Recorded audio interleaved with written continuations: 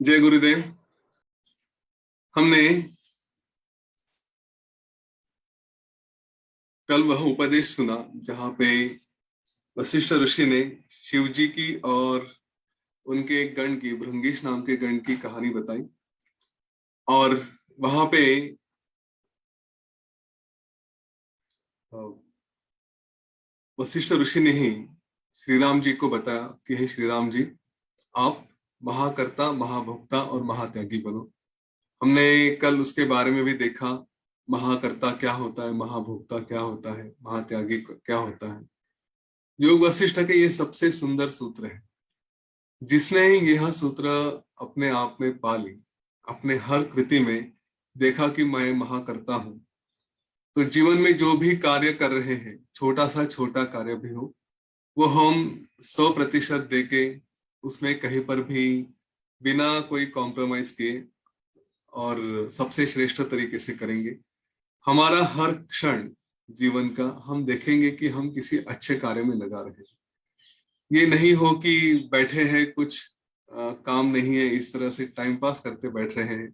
केवल social media हो या फिर टेलीविजन हो या न्यूज़पेपर हो, जहाँ पे सच में कुछ मिल नहीं रहा, ऐसे कार्यों में अपना समय बिता रहे हैं। ऐसा नहीं होना चाहिए।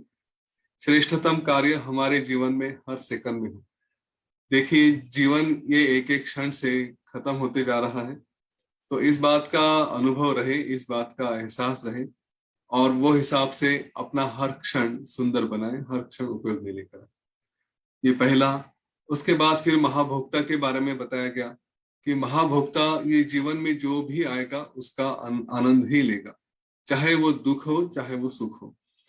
जो भी हमारे जीवन में आ रहा है, क्योंकि आना ही हमें भुगतना है, तो जो भी आ रहा है वो केवल गुरु प्रसाद है, ऐसा समझ के उसको, उसमें तृप्त रहे, उसमें आनंद में रहे। जितना उसको एंजॉय कर सकते हैं, आनंद में उसका अनुभव ले सकते हैं, उपभोग ले सकते हैं, उतना उपभोग ले। अपनी मन की स्थिति ही ऐसी रहे कि जैसे हम एकदम अति तृप्त हैं, जो भी मिल रहा है एकदम संतुष्ट है। तो उसको, उस स्थिति को ना छोड़े। जो भी आ रहा है, नहीं भी आ रहा है, कुछ भी नहीं हो रहा है, फिर भी अपने आप को महाभोक्ता की तरह एंजॉय करते रहे, उस स्थिति में रहे। और तीसरी बात महात्यागी है। महात्यागी की यहाँ पे परिभाषा जैसे कही है कि हमारी संकल्प विकल्प ये सारी बातें छोड़ दे, क्या उचित है क्या अनुचित है, ये सारी संकल्पनाएं छोड़ दे और अपने आप में स्थित रहे। मैं तो यही कहूंगा कि यहाँ पे भी इवन अपने आप को भी छोड़ दे। केवल शरीर चल रहा है इसलिए चले, मैं हूं, यह सबसे बड़ा त्याग है, वही महात्याग है। मैं हूं यह कल्पना ही छोड़ दी, अहंकार ही छोड़ दिया, तो फिर कुछ नहीं बचता। फिर जो हो रहा है वो केवल कोई परम शक्ति, गुरु, ईश्वर जो भी है वो करवा रहे हैं। हम केवल एक खिलौना बनकर चल रहे हैं। तो ये तीनों बातों का संगम होना चाहिए, जहाँ पे मैंने सब कुछ छोड़ दिया, लेकिन फिर भी मैं सब कुछ एक महाकर्ता करके कर रहा हूँ, क्योंकि शरीर है और उसको कुछ ना कुछ करना है, अपने आप पे तो रह नहीं सकता और इसके लिए प्रयत्नों की आवश्यकता है, वो भी हमने देखा था। तो मेरे प्रयत्नों के साथ मेरे गुरु रहेंगे, मेरे साथ मेरे पार्टनर रहेंगे, वो करेंगे, लेकिन उसका जो भी अनुभव आएगा वो मैं एकदम आनंद से उपभोग लूंगा, उसमें तृप्ति में रहूंगा। यह सर्व सुंदर संदेश देकर, अच्छा इसमें कंफ्यूजन कुछ होना नहीं चाहिए कि संकल्प छोड़ो, विकल्प छोड़ो, कल्पनाएं छोड़ो, कुछ भी करो, ऐसा नहीं है।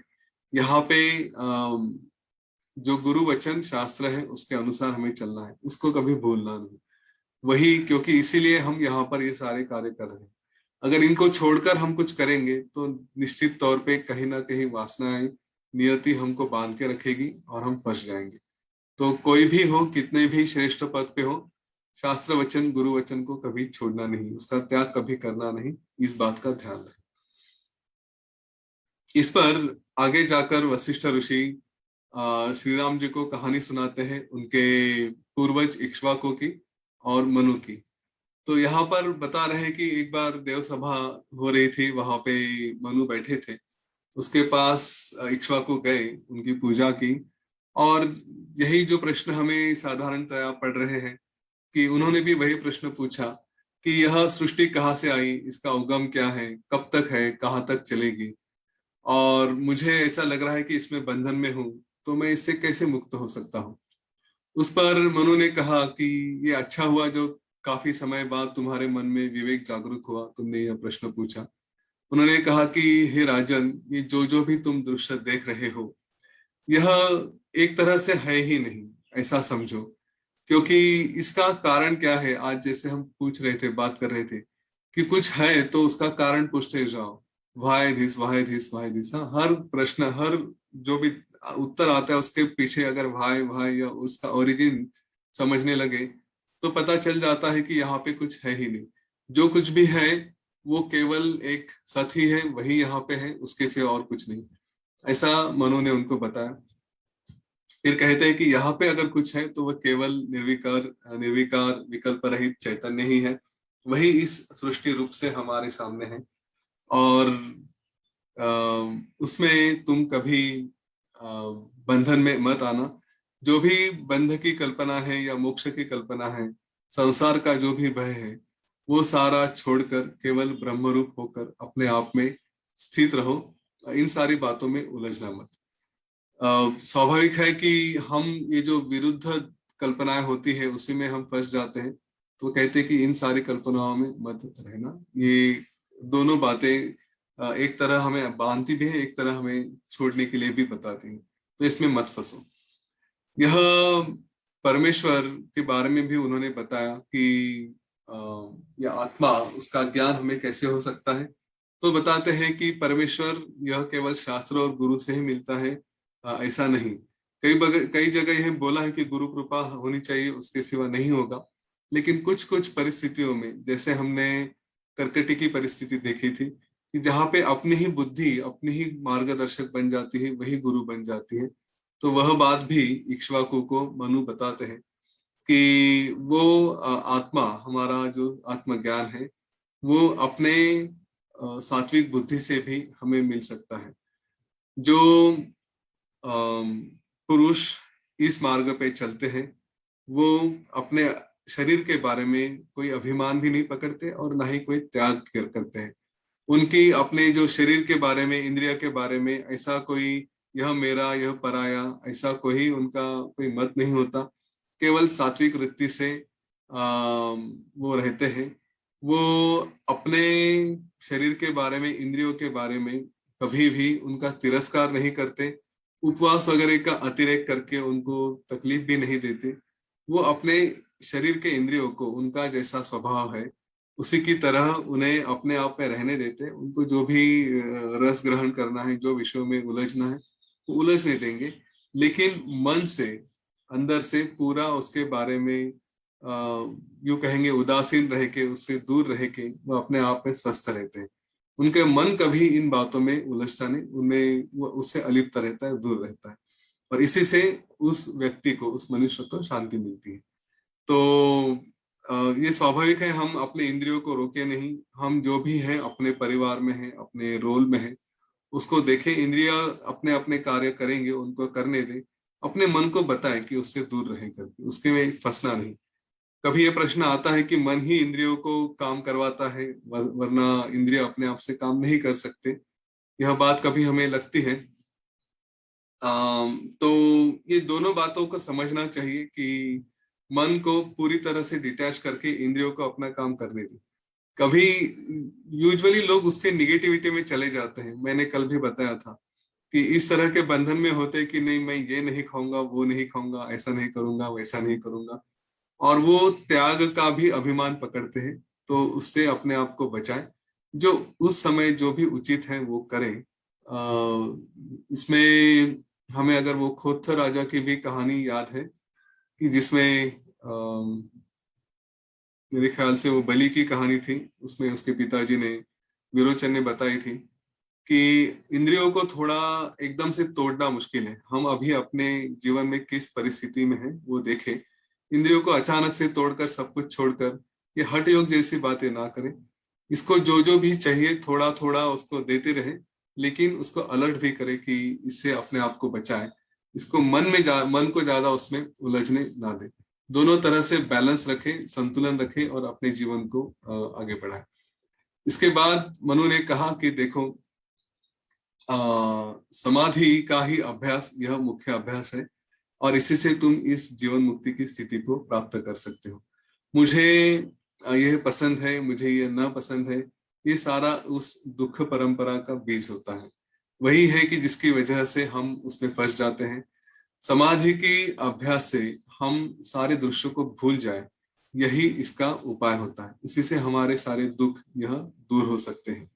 और इसीलिए जब हम समाधि में रहते हैं तो सारे बाहर के विषय जो और उसकी भावनाएं, यह हमारी समाप्त हो जाती है। समाधि में हम अनुभव करते हैं कि अपने आप में रहना शुरू करते हैं, बाहर के रहते नहीं।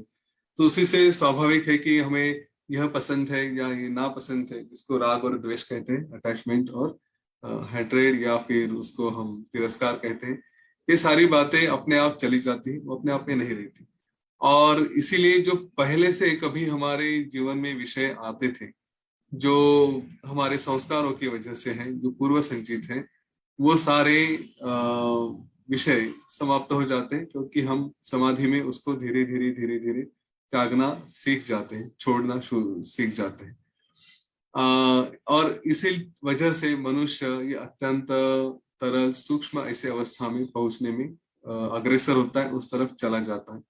इसीलिए कहते हैं कि हे राजन, तुम भी इस तरह का समाधि का अभ्यास करो और अपने आप में स्थिर हो, तुम्हें उस ब्रह्म पद का अनुभव हो जाएगा। मनु ने आगे यह भी कहा कि अगर हमें सहज आनंद में रहना है तो उसकी ट्रिक क्या है, उसकी युक्ति क्या है। तो बताते हैं कि हमें जो पदार्थ मन से ऐसा लगता है कि हमें मुझे ये चाहिए वो चाहिए, तो वो हमें थोड़ा सा सुख का अनुभव देगा और वही सुख का कारण होता है, ऐसा हमें लगता है। लेकिन जब वो पदार्थ नष्ट हो जाता है या हमसे दूर चला जाता है, तो पदार्थ मतलब यहाँ पे हम व्यक्ति समझे, वस्तु समझे, परिस्थिति समझे, जो हमसे दूर चला जाता है, तो फिर हम वही हमारे दुख के लिए कारण भी होता है। ये हम सब जानते हैं। इसीलिए जो भी पदार्थ, जो भी वस्तु, व्यक्ति, परिस्थिति कुछ भी है, उसका जब हम स्वीकार केवल मन के द्वारा करते हैं, या मन के द्वारा छोड़ के केवल इंद्रियों के द्वारा करते हैं, ये समझते हैं कि ये मेरा नहीं है, ये नष्ट होने वाला है, तो उस समय आनंद लेते समय ही हमारे मन में संकल्पना है कि ये आएगा, लेकिन इसके ऊपर भरोसा रखने में मतलब नहीं है। तो कुछ हम अपने जीवन में ऐसे कई सिचुएशंस में आते हैं जहाँ पे अलर्ट रहते हैं। जैसे टूरिस्ट, एज अ टूरिस्ट हम कहीं गए घूमने के लिए, तो पिकनिक स्पॉट पे कुछ लोग मिल जाते हैं, थोड़ी देर बातें गपशप होती है, जुड़ जाते हैं, तो उनसे हम बातें करते हैं, उतने समय के लिए एंजॉय करते हैं, लेकिन उनसे पूरा इन्वॉल्व नहीं होते, उनके ऊपर पूरा भरोसा नहीं रखा जा सकता। किसी ने सडनली उस पिकनिक स्पॉट से आपसे 1 घंटे की दोस्ती में कहा कि मुझे कुछ पैसे चाहिए, ये करना चाहिए, वो करना है, तो आप कितना विश्वास रखेंगे, कितना पैसा देंगे? हाँ, जैसे हम उनके ऊपर विश्वास नहीं रखते, वैसे ही यहाँ पे हम एक टूरिस्ट हैं, तो ये जो भी है देख रहे हैं, उनमें ज्यादा इन्वॉल्व ना होते हुए, ठीक है सामने मिल रहा है, एंजॉय कर रहे हैं, करो एक दूसरे के साथ, लेकिन बाद में मन में एक संकल्पना पक्की रखना कि इसके ऊपर भरोसा नहीं किया जा सकता, क्योंकि ये जाने वाला है। अगर इसको पकड़ के इसके साथ रहो तो सुख में जैसे कल्पना रहेगी, तो ये जाने के बाद दुख भी देगा। यह भावना हमारे मन में अगर रही, तो पदार्थ आए या न आए, हमें बहुत ज्यादा उससे कोई हम उससे ज्यादा विचलित नहीं होंगे। यही बात मनु आगे बढ़ाते हुए बताते हैं कि जब कोई कर्म हो रहा है, तो उसके बारे में देखे कि उसके पीछे कोई परिस्थिति है, उसमें कुछ इतर बाकी लोगों का सहाय भी है, उसके लिए कोई कारण भी है, अलग अलग इंस्ट्रूमेंट्स, उपकरण भी होते हैं, मैं अकेला ही उसका कर्ता नहीं हूँ। और इस भावना से जब हम करते हैं, तो हमारा जो अहम भाव है कि ये मैं कर रहा हूँ, मेरी ये भावना है, इससे हम अपने आप को बचा सकते हैं। और फिर उसके साथ जो अहंकार के साथ आने वाले कई सारे विकार विचार होते हैं, उससे जो टेंशन आते हैं, तकलीफें आती है, उससे हम अपने आप को बचाकर, उससे छुटकर हम अपने आप में सहजता से रह सकते हैं। इसलिए अहम भाव का भी जो भी कुछ कार्य कर रहे हैं, हम आज बार बार यही बात कर रहे थे कि महाकर्ता और महात्यागी में कार्य होगा, लेकिन अहम भाव नहीं होगा। हमने केवल वो अहम भाव को छोड़ा है। और हमारी जो भी पहले के कर्म है, जो भी पाप पुण्य हमने जमा किए थे, वो केवल ऐसे इस भाव से जहाँ पे मैं नहीं हूँ, और समाधि हम कर रहे हैं, समाधि का अभ्यास कर रहे हैं, उससे ये सारे पहले के जो भी हमारे कर्म हैं वो छूट जाते हैं, उससे हम आगे निकल जाते हैं। मनु यहाँ पे आत्मविद्या हमने जो प्राप्त की है उसके वैशिष्ट्य के बारे में भी बताते हैं कि वो क्या खास है। तो जैसे बाकी कला वगैरह प्राप्त करके हम भूल जाते हैं, लेकिन आत्मविद्या का विशेष गुण ऐसा है कि एक बार वो प्राप्त हो गई तो वो हमेशा हमारे साथ रहती है, वो कभी नष्ट नहीं होती। मन में ये एक बार आ गई तो वो कभी भी नष्ट नहीं होगी, यही यहाँ पे बता रहे हैं। और ये बताते हैं कि समाधि अभ्यास जब हम करते हैं तो हम जब अपने आप में पूरा खो जाते हैं, जब समाधि में रहेंगे, उसका अभ्यास करने लगेंगे, तो ही यह एक बात समझ में आएगी कि सब तरफ केवल एक ही चित है। कल मैंने इसके बारे में शायद बताया भी था कि जो भी देख रहे हैं वो केवल एक ही है, जो भी कर रहा है या कर रही है वो भी केवल एक ही है। तो इसलिए समाधि का अभ्यास करने वालों को सब कुछ केवल ईश्वर रूप, केवल एक ही रूप से दिखता है।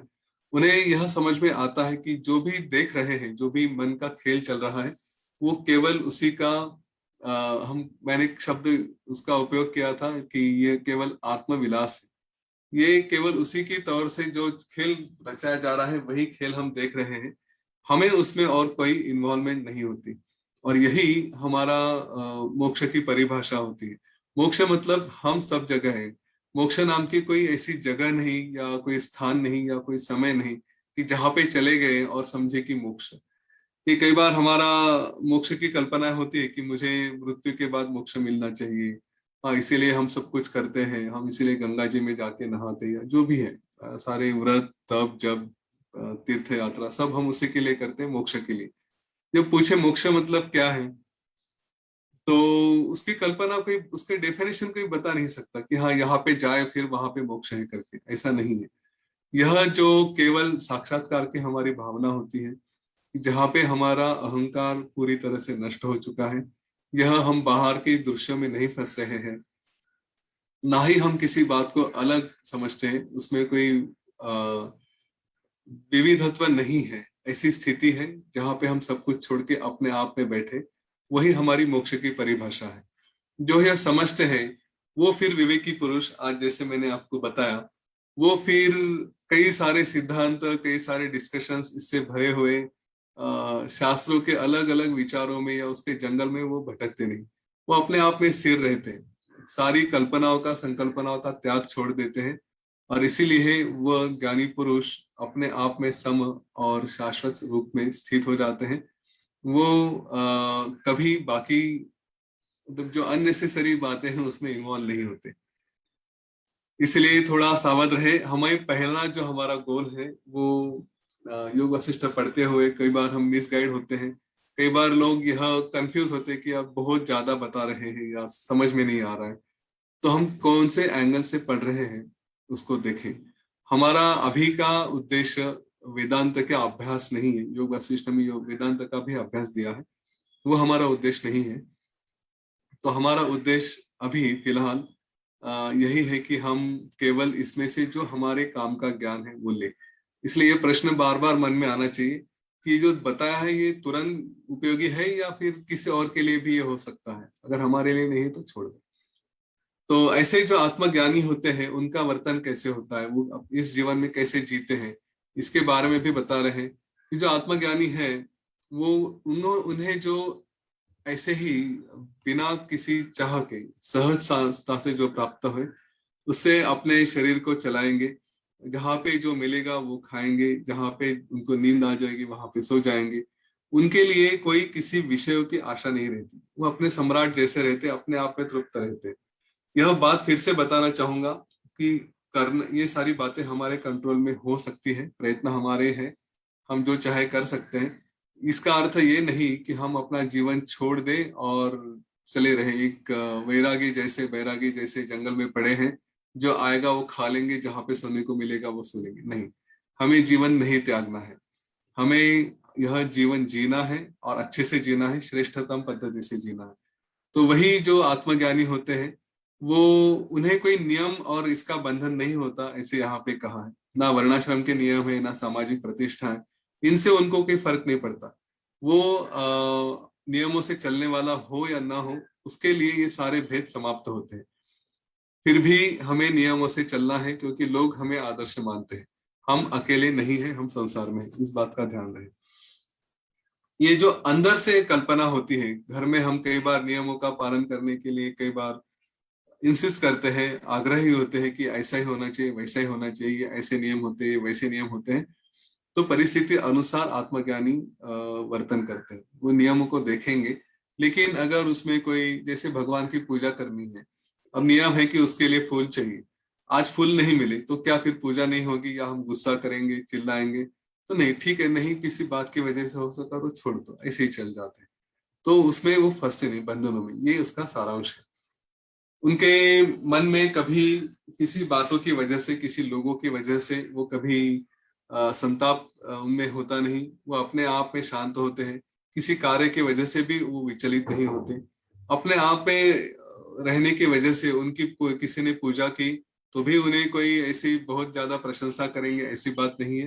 या किसी ने दुखाया तो भी उसका बदला लेने की भी भावना उनके मन में रहती है। ऐसे व्यक्तियों को सामान्य व्यक्ति आसानी से पहचान नहीं सकते। मोटे मोटे ज्ञानी, ऐसा यहाँ पे कहा गया, जो बड़े बड़े ज्ञानी हैं वो भी उनको समझ नहीं सकते और पहचान नहीं सकते। वे अपने आप में रहते हैं। यहाँ तक योग वशिष्ठ में कहा गया है कि साधारण संसार में फंसा हुआ आदमी भी बाहर से दिखने में हमको लगता है कि ये तो अपने दुनिया में है, लेकिन वो भी जीवन मुक्त हो सकता है। गरीब से गरीब भी जीवन मुक्त हो सकता है, अमीर से अमीर भी। ऐसा लग रहा है कि ये बिजनेस में फंसा है, रात दिन मेहनत कर रहा है, लेकिन वो भी जीवन मुक्त हो सकता है। तो उसकी पहचान ऐसे बाहर से किसी व्यक्ति को दिखना मुश्किल है, क्योंकि ये बाहर के लिए तो सामान्य तौर से है, अंदर में पूरी तरह से तृप्त शांत रहता है। इसीलिए उनका वर्तन इतना सीधा साधा होता है कि कोई ठग उनको आसानी से ठग भी सकता है। यह अल्पज्ञानी व्यक्ति भी उसको फंसा सकता है।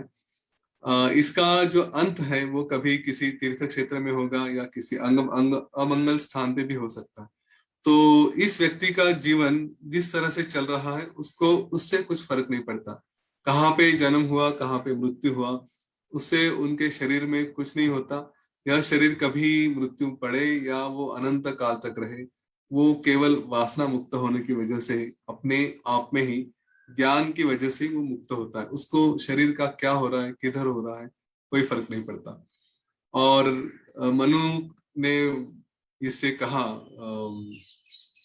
इक्ष्वाकु से कि हे राजन, ऐसा ही पुरुष ये पूजा करने योग्य होता है, और उसका दर्शन बड़ा मुश्किल होता है। तो जैसे भी संधि मिले, प्रयत्न करके उसके दर्शन लो, उसको नमस्कार करो, उसका प्रणाम करो। उसके दर्शन से ही हमारे जो अमंगल है, अशुभ है, ऐसे सारे पापों का नाश होकर कई सारे श्रेष्ठ वैभव हमारे जीवन में प्राप्त होते हैं। इसीलिए जिसको मंगल चाहिए, जिसको अपने जीवन में पुण्य चाहिए, उसने ऐसे लोगों के पास जाए। स्वाभाविक है, ऐसे गुरुओं के पास जाए, उनका दर्शन करे, उनको प्रणाम करे, और उनके साथ रहकर अपने जीवन मुक्ति का पद प्राप्त कर ले। ऐसा कहकर फिर वो भगवान मनु अपने स्थान पर चले गए। तो यह वशिष्ठ का भाषण सुनने के बाद श्री राम जी ने पूछा कि भगवान, सिद्धि प्राप्त करने वाले भी काफी लोग हैं, तो उनसे यह आत्मज्ञानी पुरुष कैसे अलग होते हैं? उस पर वशिष्ठ ने कहा कि जो आत्मज्ञानी है वो इन लोगों से कई तरह से अलग होते हैं। वो असंग, नित्य तृप्त और अपने आप में शांत रहते हैं। और उनके अलावा ये जो सिद्धि वाले लोग हैं, ये उनकी कोई वासना होती है, विशेष तौर पे उन्हें कुछ चाहिए, इसलिए वो उस वासना की ओर से अपने सिद्धियों में लगे रहते हैं। जिनको यह आत्मज्ञानी है, उन्हें किसी बात से कुछ नहीं, उनकी केवल ज्ञान सिद्धि ही उनको सब कुछ दे देती है। उन्हें कोई किसी भी घटना से विचलित नहीं होते, कुछ भी हो जाए उनको फर्क नहीं पड़ता। सिद्धि वालों को थोड़ा फर्क पड़ता है, क्योंकि उनकी सिद्धि के ऊपर ही उनकी अटैचमेंट होती है, वहां पे अहम की भावना होती है। और ये जीवन मुक्त होते हैं इनमें तो ज्ञान लक्षण सिद्धि है, ज्ञान सिद्धि है। ज्ञान सिद्धि हमने देखे सर्वश्रेष्ठ है, उसी से बाकी सारी सिद्धियां आती है। इसीलिए वो श्री राम जी को बताते हैं कि ये सारी सिद्धियां वगैरह छोड़ो, केवल ज्ञान सिद्धि को ही प्राप्त करने का प्रयत्न करो, केवल ज्ञान ही ले लो। फिर आगे चलकर वो बताते हैं कि इस जीवन के यहाँ पे हमारी तीन अवस्था और तुरीय अवस्था के बारे में भी बताया है। तो श्री राम जी को वशिष्ठ ऋषि कह रहे हैं कि विचारों से ये जान लो कि यहाँ पे हमारी तीन अवस्था होती है। एक है जागृत अवस्था, एक है स्वप्न अवस्था और एक है सुषुप्त अवस्था, और उसके परे फिर जाके तुरीय अवस्था है। तो ये अवस्थाएं क्या है, कैसी है, इसका यहाँ पे कारण बता रहे हैं। ये जो कह रहे हैं कि इसमें जो पर रूप है सर्वश्रेष्ठ है, उसी को समझ ले, बाकी जो रूप है उनको छोड़ दे। तो वो क्या है? तो यहाँ पे इन्होंने कहा कि जब ये हमारा शरीर कुछ कार्य कर रहा है और वो कुछ किसी बात की अपेक्षा करता है, तो वो यहाँ पे इसीलिए स्थित है कि मुझे कुछ चाहिए, और उसका स्वरूप क्या है? तो उसका कर्म भोग मुझे चाहिए, उसी का फल लेना है, इसलिए हम यहाँ पे स्थित है। दूसरा स्वरूप है कि जहाँ पे ये चित्तमय है कि यह आतिवाहिक शरीर, यह केवल इसी जीवन में नहीं, ये कई लोगों तक जाकर प्रवास कर सकता है, वहां पे रह सकता है, उसका सुख दुख का अनुभव ले सकता है। तो वह हमारा दूसरा स्वरूप के बारे में कहा है, और वह जब तक यह संसार चलता है तब तक यह चित्त रूप रहेगा। और दृश्यों का पूरा निराश नहीं जब तक नहीं होता। हमने देखा था कि चित्त है, चित्त को उसकी वासनाएं आएगी, और उन वासनाओं को पूरा करने के लिए वो बार बार शरीर लेता रहेगा। इसलिए जब तक यह चित्त नष्ट नहीं होता, और चित्त कैसे नष्ट नहीं होगा? जब तक हम इस दृश्य को केवल स्वप्न की तरफ नहीं समझते, तब तक चित्त चलता रहेगा। तो यह दूसरा स्वरूप है। और तीसरा है कि जो हम पर रूप है, मतलब अभी अगर हमारी साझी भाषा में कहा जाए तो शरीर, चित्त और हमारा जो अनंत स्वरूप है, जो शाश्वत है, निर्विकल्प है, वही हमारा सच्चित रूप है। ये ऐसे तीन रूपों के बारे में यहाँ पे बताया गया है।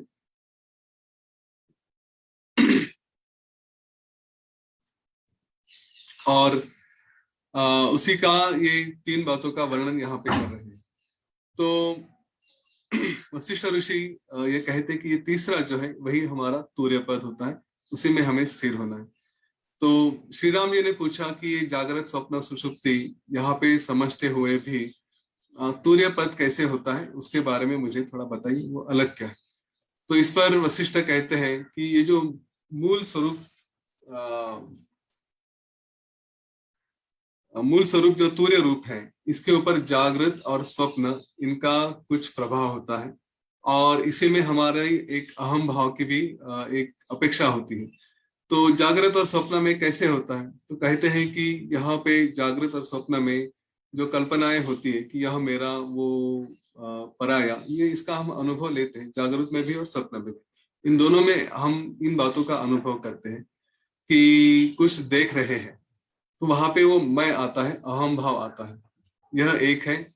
और जो तीसरी अवस्था हमारी होती है सुषुप्त की, जहाँ पे हम गहरे नींद में होते हैं, वहां पे इन दोनों का कारण होता है, क्योंकि उसके ऊपर एक तरह का जैसे ढक्कन पड़ गया होता है, तो उसमें मैं नाम की कोई कंसेप्ट नहीं होती, और वहां पे केवल जागरूक होने के बाद ही कुछ मैं हूँ यह अनुभव होता है। तो मैं हूँ और मैं नहीं हूँ, ये दोनों भावनाएं इन तीन स्वरूप में आती है। मैं हूँ ये जागृत और स्वप्न में आती है, और मैं नहीं हूँ यह अनुभव सुषुप्त में आती है। तो कहते कि इन दोनों को छोड़कर इसके परे जो अवस्था है, वही हमारी तूर्य अवस्था है, वही हमारी स्थित है। कि जब हम ध्यान में रहते हैं, उस अवस्था में पहुंच जाते हैं, तो वहां पे इस बात का अनुभव ही नहीं होता कि मैं हूं या मैं नहीं हूं। इन दोनों बातों से हम अपने आप को छोड़ देते हैं, और वही हमारी तूर्य अवस्था ऐसी कहा जाती है। और फिर वो बता रहे हैं कि जो जीवन मुक्त है, उनकी स्थिति यह इस तरह से होती है कि वो केवल साक्षी होते हैं, उनमें कोई मैं हूं या नहीं हूं की कोई भावना नहीं होती। और इसीलिए वो उस समाधि अवस्था में स्थित रहते हैं हमेशा के लिए। जीवन चाहे मतलब जीते हुए कितना एक्टिव है या नहीं है, दोनों समय में वो इस बात का अनुभव लेते हैं कि मैं केवल तुर्य अवस्था में हूँ। और इसीलिए यहाँ पे ये द्वैत का भाव नहीं होता, मैं या मुझसे अलग, ऐसे कोई भी कल्पनाएं वहां पे आती नहीं है। यहाँ पे एक छोटी सी कहानी भी आती है कि एक शिकारी एक जंगल में शिकार कर रहा था, एक हिरन को उसका बाण लगा, और फिर उस बाण को, उस हिरन का पीछा करते करते वो कहीं जा रहा था। तो वहां पे उसने एक मुनि को देखा और उनसे कहा कि आपने वो हिरन को कभी देखा क्या, इधर उधर कहीं जाते हुए? तो उस मुनि ने कहा कि भाई मैं तो अपने आप में स्थिर हूँ, मेरे तो कोई इंद्रिय काम नहीं कर रहे हैं, जागृत स्वप्न सुषुप्त इससे कोई दशा मैं जानता नहीं, मैं केवल तुर्या में स्थित हूँ, तो मुझे तो कुछ ऐसा दिखा नहीं। तो उसका कहने का अर्थ उस शिकारी को समझा नहीं, स्वाभाविक था, उसको ये भाषा भी नहीं समझती। उसने कहा छोड़ो, कुछ तो ऐसे ही बोल रहा है, और वो छोड़ के अपने कार्य में चला गया। तो इस अवस्था में रहो, ये श्री राम जी को बता रहे हैं। इस जीवन में केवल निर्विकल्प चित्त अवस्था, यही हमारी अवस्था होती है, और कोई यहाँ पे है नहीं, और कोई अवस्था यहाँ पे स्थित नहीं है। इसके बाद ज्ञान योग की 7 भूमिकाएं बताई है, तो मैं संक्षिप्त में उनको कवर करने का प्रयत्न करता हूँ। यह भी केवल ज्ञान है, इंफॉर्मेशन है, इसमें ज्यादा नहीं जाना चाहिए, पर फिर भी थोड़ा हम देखते हैं। तो वशिष्ठ ने जो बताया, तो पहली अवस्था होती है शुभेच्छा की, उसके बारे में श्री राम जी का प्रश्न था कि यह तुर्य अवस्था के बारे में, जैसे है आपने पहले भी कहा था कि ज्ञान की ये 7 अवस्था होती है ज्ञान योगी की, तो उसमें क्या क्या अवस्था है, ये प्रवास कैसे होता है, एक साधारण इंसान से लेकर तुर्य अवस्था तक हम कैसे पहुंचते हैं, उसके बारे में मुझे थोड़ा बताइए। या आपने पहले बताया था, अभी फिर से एक बार बताइए। तो श्री राम जी को ये बताते हैं कि देखिए श्री राम जी, पुरुष यह 2 तरह के होते हैं, प्रवृत्ति मार्गी और निवृत्ति मार्गी। प्रवृत्ति मतलब कि जो सारी बातें जो कर रहे हैं अपने शास्त्रों के अनुसार, अपने कार्य के अनुसार वो करते रहेंगे, और मोक्ष के बारे में उन्हें कोई विशेष रुचि नहीं रहती। जो भी चल रहा है अच्छा चल रहा है, मैं इसी में खुश हूँ, इस तरह से वे चलते हैं, तो उन्हें कोई मोक्ष की अपेक्षा नहीं रहती, बंधन के बारे में उनकी कोई विशेष कल्पनाएं नहीं होती। इसके बाद फिर आगे बढ़ते बढ़ते जब बार बार जीवन मृत्यु के चक्कर से निकलते हैं, तब कभी उनको लगता है, उनका विवेक जागृत होता है, और फिर मन में आता है कि ये संसार सर्वथा असार है, इसमें कुछ है नहीं। और इसके बाद फिर बार बार इन बातों से जाते हुए मन में विचार आता है कि वो ऐसा कौन सा विश्रांति स्थान है जहाँ पे मैं हमेशा के लिए स्थित रहूं, तो वो विचार करके मैं उसको प्राप्त करूंगा, ऐसा वो मन में विचार लेके आता है। उसको फिर निवृत्त कहा जा सकता है। मैं विरागवान हो जाऊंगा, यह समझ के वो प्रयत्न करने लगता है, और फिर धीरे धीरे मन में वैराग्य आता है। वैराग्य आने के बाद वो अपने चित्त की शुद्धि के लिए जो भी कार्य करने पड़ते हैं, ईश्वर की उपासना और फिर जप तप ऐसी बातें करते करते धीरे धीरे उसका चित्त शुद्ध हो जाता है, और फिर उसको जिन ये जो विषयों में फंसे बगैर आनंद मिल सकता है, यह कल्पना प्राप्त हो जाती है, और वो उसमें शुरू हो जाता है। एक सेकंड।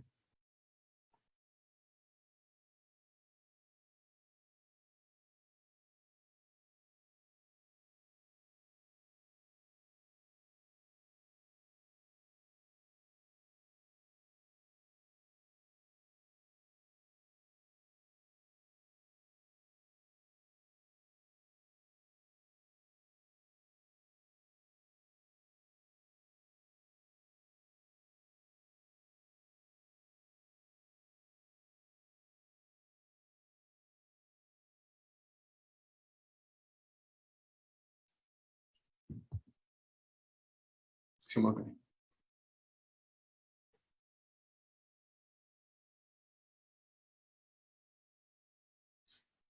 तो विषयों में जो आनंद की कल्पनाएं होती है वो छूट जाती है, और बिना विषय के ही वो अपने आप में इन मार्गों से जब तब ईश्वर उपासना, इससे उसको आनंद मिलने लगता है, उसका अनुभव लेने लगता है। फिर धीरे धीरे जो छोटे छोटे मनोरंजन के स्वरूप होते हैं, इधर उधर की बातें होती है, उसमें वो उससे दूर होने लगता है, उसमें उसको कोई रस नहीं लगता। दूसरों का दोष देखना, दूसरों के बारे में बातें करना, यह सब वो छोड़ देता है, और केवल सज्जनों की संगति का उसका उसको एक तृष्णा रहती कि उनके साथ रहे करके, और धीरे धीरे पुण्य कर्मों में अपना समय बिताने वाला वो बन जाता है। पाप के बारे में उसके मन में भय हो जाता है कि मैंने गलत कार्य नहीं करने चाहिए, और इस तरह से दूसरों को कोई दोष देने वाला, दूसरों को कोई गुस्सा देगा, ऐसी बातें उसके मन में नहीं होती। हमेशा प्रेम से और कंपैशन से सारे लोगों के साथ उचित तरह से बातें करके वो अपना जीवन आगे बढ़ाता है। सब तरह उसका संयम रहेगा, और हम जो भोग की कल्पनाएं रखते हैं उसका परिणाम यह अच्छा नहीं होगा, यह समझकर उसके बारे में, भोगों के बारे में भी वो ज्यादा अपेक्षा नहीं रखता। जब इस तरह से वो आगे बढ़ता है तो वो पहली भूमिका है शुभेच्छा उसको प्राप्त होता है। अपनी काया वाचा मन से वो फिर साधु पुरुषों का अनुसरण करेगा, उनके साथ जाएगा, उनके साथ रहकर आगे की प्रगति करने के लिए वो उनकी सेवा वगैरह में जुड़ जाता है। उनसे ही वो फिर पुराणों के बारे में, मोक्ष के उपाय जैसे योग वासिष्ठ ग्रंथ है उनका श्रवण करने में सारा अपना समय बिताने का प्रयत्न करता है, वो उसी में मग्न हो जाता है। इसके बाद फिर जो आगे की उसकी स्थिति होती है वो है विचारणा और असंग। तो असंग मतलब ही कि शुभेच्छा छोड़कर अभी वो आगे बढ़ना शुरू हो रहा है। उसने धीरे धीरे धीरे धीरे यम नियम इन सारे योग साधनाओं का पालन करना शुरू कर देता है, और उसके आगे जाते जाते गुरु से बारंबार श्रवण करके अपने आप को जो भी उन्होंने उपदेश किया है उसका मनन करते रहेगा। उसके बाद श्रवण और मनन से उसके में जो बुद्धि जागृत होती है, फिर वो पदार्थों के स्वरूपों को समझना लगता है कि हाँ इसमें क्या है, कौन से वस्तुओं में कितना टिकना चाहिए, कितना नहीं टिकना चाहिए, इसका अनुभव करता है।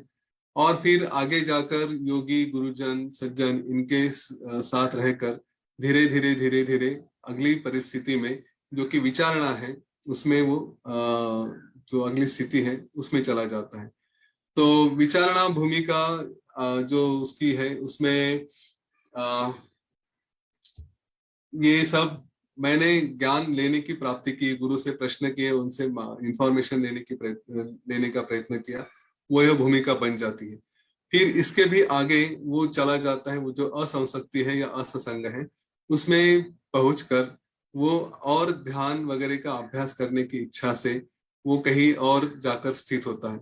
यहाँ पे कहा है कि सब छोड़ के जंगल में वगैरह जाता है, पर वैसे आवश्यकता नहीं है। हम अपने आप में ही, अपने डेली रूटीन में ही इसका अभ्यास कर सकते हैं, अपने आप में स्थिर रह सकते हैं। तो उसका अभ्यास करते करते वो फिर आगे बढ़ते हुए आध्यात्मिक उसकी दृष्टि, आत्म विषयक दृष्टि उसकी बन जाती है, और वो फिर ध्यान के मार्ग से इन सारी बातों में कि जहाँ पे विषय है, दृष्टि है, जो दृश्य देख रहे हैं उसमें उससे नहीं फंसता। यहाँ पे सामान्य और श्रेष्ठ असंग भी कहा है। सामान्य मतलब ये मैं करता नहीं, मैं भोगता नहीं, मैं किसी का कुछ करता हूँ वगैरह, ऐसी जो भूमिका है वो उसमें नहीं रहती। वो केवल यही मानता है कि जो भी है वो केवल ईश्वर का है, इसमें मेरा क्या है, और इसीलिए सारे वस्तुओं के ऊपर उसकी आस्थाएं छोड़कर वो अपने आप में स्थिर रहता है। तो इसी को यह केवल इसको सामान्य असंग कहा है। और आगे जाकर जैसे वो ध्यान धारणा वगैरह करके, प्रयत्न करके अपने आत्म विचार को, जो भी प्रतिकूल है, जो उसके साथ नहीं है, वो सब छोड़ के केवल सज्जनों के संग में रहेगा। फिर वो अंतःकरण से ये सारी कल्पनाएं, ये सब छोड़ के जो उसके शब्द भी होते हैं कि मैं नहीं हूं, ये करता नहीं है, ये सारी बातें छोड़कर आगे बढ़ जाता है। जहाँ पे संकल्पना ही नहीं है वो फिर उसका श्रेष्ठ असंग, असंग कहा है। तो सामान्य में कि मैं कुछ नहीं हूं वगैरह शब्द भी रहते हैं, श्रेष्ठ में वो शब्द भी नहीं रहते। यहाँ पर वशिष्ठ ऋषि कहते हैं कि ये जो तीन भूमिका अभी तक हमने देखी, इनको ये जागृत का भाव है, क्योंकि इसमें तीनों अवस्था में, तीनों भूमिका में कहीं तो कल्पना होती है कि कुछ है करके। हाँ, तो ये कल्पना जहाँ पे नानात्व कहा है, डिफरेंस है, वेराइटी है, ये सारी बातों का संकल्प होता है, और इसीलिए उनको कल्पना होने की वजह से इसको फिर जागृत अवस्था कही। इसके बाद की है चौथी और पांचवी भूमिका, जिसमें विलापनी और सुषुप्त कहा है। तो उसके बारे में बताते हैं वशिष्ठ ऋषि कि जो चौथी भूमिका है उसमें ये योगी यह केवल सर्व विभाग रहित अपने आप में स्थित आदि अंत शून्य इस तरह से रहते हैं। वो केवल ब्रह्म को ही जानते हैं, उनके लिए कुछ नहीं होता। इस जग को, इस दुनिया को वो केवल स्वप्न रूप देखते हैं, उनके लिए कोई कल्पनाएं नहीं होती। जहां भी देखेंगे ये केवल भ्रम है, इस तरह से देखते हैं। तो पहली अवस्था में जैसे सत्ता का भान होता है कि ये कुछ है, चौथी अवस्था, पहली तीन अवस्थाओं में, चौथी अवस्था में उसका भी भान नहीं होता। चौथी अवस्था में वो केवल यह सब स्वप्न है इस तरह से देखते हैं। तो उनका अपने आप में कोई उसमें बंधन नहीं होता कि ये है करके, उसी से दूर रहते हैं। और फिर जो पांचवी भूमिका है, जो केवल सुषुप्त रूप से होती है, तो वो एक अपने आप में रहते हैं। उनमें तो केवल अद्वैत भावना होती है, वो इस दुनिया को देखती भी नहीं, वो केवल आत्म भावना से भरा हुआ ऐसा रहता है। और यह स्थिति में ये केवल अंतर्मुख होकर अत्यंत शांत होने की वजह से ऐसा लगता है कि जैसे नींद में है, पर किसी उनकी भूमिका, उनका कोई कार्य उससे परिणत नहीं होता, अफेक्ट नहीं होता। वो किसी बात से बंध नहीं जाते, कुछ भी हो जाए केवल अपने आप में रहेंगे। उसके बाद की छठी और सातवीं भूमिका तूर्य और विधेय मुक्ति कही है। तो तूर्य के लक्षण यह केवल यही है कि जहाँ पे जो जीवन में हम व्यष्टि और समष्टि इन दो कल्पनाओं को देखते हैं, व्यष्टि मतलब मेरा और समष्टि मतलब ये सारा, तो इन दोनों से वो बाहर निकल जाते हैं, केवल मनन रहित होते हैं। ना मन में कोई शंका है, ना कोई विचार है, ना शब्द है।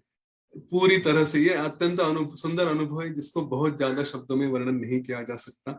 पर फिर भी उनको इस बात से कुछ लेना देना नहीं है कि ये क्रिएशन है भी या नहीं है, मैं आगे जाके क्या होऊंगा, मेरा क्या होगा, मोक्ष है वगैरह, ऐसी कोई कल्पना ही नहीं रहती। पूरी तरह से वो शांत होकर सारी शंकाओं का निरसन करके एक केवल जीवन मुक्त का अनुभव लेते हैं। तो वो देह में है लेकिन फिर भी देह में नहीं है, ऐसा वो दिखाई देते हैं। वो अंतर बाह्य केवल एक ही ब्रह्मानंद का रस उसी से भरे होते हैं। और उस भूमिका में रहकर फिर उसके बाद सातवीं भूमिका होती है जो विदेह मुक्ति की है। विदेह मुक्ति ये ऐसा कहा है कि जैसे समुद्र में बूंद चली गई, तो ना उसका अस्तित्व रहता है, वो केवल आखिरी अवस्था होती है, और उसके बाद फिर वो किसी भी अवस्था में नहीं रहते। यह सारी अवस्थाएं एक के बाद एक जो प्रवास है, हम अपने बारे में जो अभी बात कर रहे थे, वो केवल शांत बैठकर ही प्राप्त हो सकती है। केवल विषयों का स्मरण ना करें, यह भी बहुत हो जाता है। हम अपने जीवन में अगर ये देखें हम कहाँ पे फंस रहे हैं, तो उससे अगर छूटना है तो विषयों का स्मरण भी छोड़ दें और अपने आप में ही स्थिर रहे। यह केवल दृश्य का नाश करे, यही बात बताई जा रही है। श्री राम जी को वशिष्ठ कहते हैं कि श्री राम जी ये ध्यान में ले कि पहले कभी जो अनुभव नहीं किया है वो, और जो अनुभव किया है वो, ये सारी कल्पनाएं हमारा मन करता है, और उसी को छोड़कर अगर हम स्थिर रहें, उनको कोई जगह नहीं, उनको कोई स्थान ना दे, एक केवल पत्थर जैसा बन के रहे, तो फिर तुम जो है केवल महामती बनकर रह सकते हो। ये सारा तुम भूल सकते हो, और वही एक अंतिम अवस्था होगी। ये सात भूमिकाओं के बाद फिर श्री राम जी जब उसको सुन रहे थे तो उनको शक्तिपात समाधि हुई। उसका वर्णन हम कल देखते हैं। आज के लिए यहाँ पे रुकते हैं। धन्यवाद। जय गुरुदेव।